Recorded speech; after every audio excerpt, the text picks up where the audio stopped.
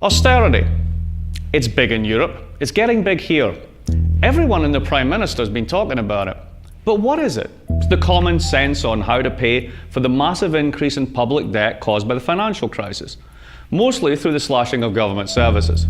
First you take on debt, then you pay it off. Sounds simple, right?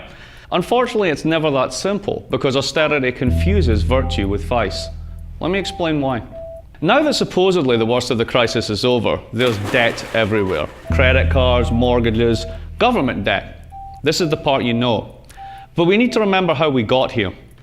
2 years ago, the world's financial system exploded. The crisis blew a $2 trillion hole in financial space-time. And collectively, the rich governments of the world spent, lent, or guaranteed between 5 and 50% of their country's annual product saving the banks. Given this, you might think that a period of austerity is a good idea. But to see why it's not, you have to think about the world as a series of balance sheets. I know, stay with me.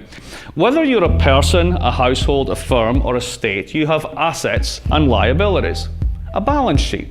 Before the crisis in 2008, everyone took on a lot of debt. Back then, it made sense for many of us to take on debt. For example, the bottom 40% of the US income distribution hasn't had a real wage increase since 1979. Really, that's true. Corporates, especially banks, did the same, but they did it to make money rather than to pay the bills. It's called leverage, which is pretty much debt seen from a different perspective. Levering up is a little like going double or nothing in blackjack. If you've taken on debt from a mortgage, you hope your house will increase in value. If you think there's a high chance the value will increase, you might go double or nothing and take on a bigger mortgage. But like blackjack, there's always the risk of losing. So the banks created mountains of debt. They levered up 20, 30 times. It was like they'd pushed in all the blackjack chips, but each chip was just an IOU. So when it all went wrong, governments felt they had to step in and bail them out because they'd become too big to fail. This is where the balance sheet problem comes in and why the common sense of austerity is not so simple. If you're levered up in debt and your assets lose value, your house or your housing derivatives portfolio if you're a bank, your balance sheet as a whole is now underwater. When this happens, whether you're a corporate treasurer or a single mom, if you've got cash coming in, you'll want to pay down the debt to bring your balance sheet above water rather than spend money, which means no one is spending. And that's when the government comes in. If the whole private sector is deleveraging, paying back debt, then government automatically levers up to compensate. Tax revenue falls, so the deficit increases. Unemployment benefits kick in, and public consumption takes the place of private consumption. Now make no mistake, the problem is debt. There is too much of it across the board, and we need to clean those public and those private balance sheets. But all these pieces are connected. If the public sector cleans its balance sheet at the same time as the private sector, then the whole economy craters.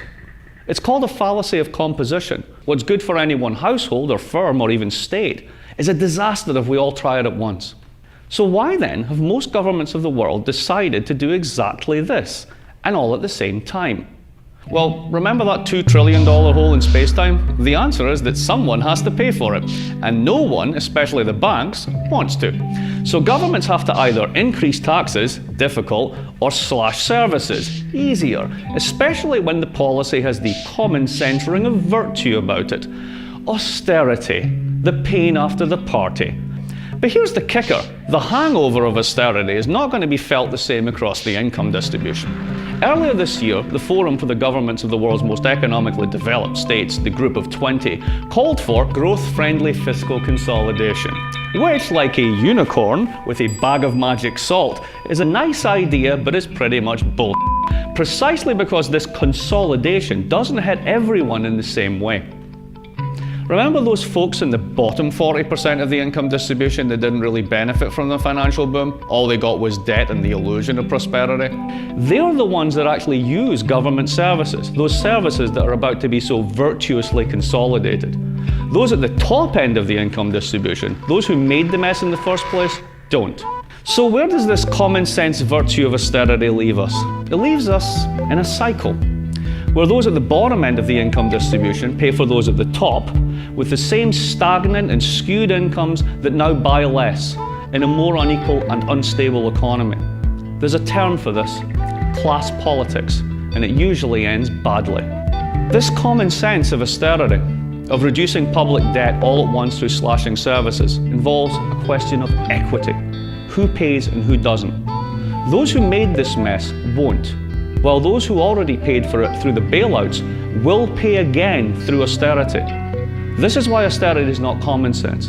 It's a nonsense, and a dangerous one at that.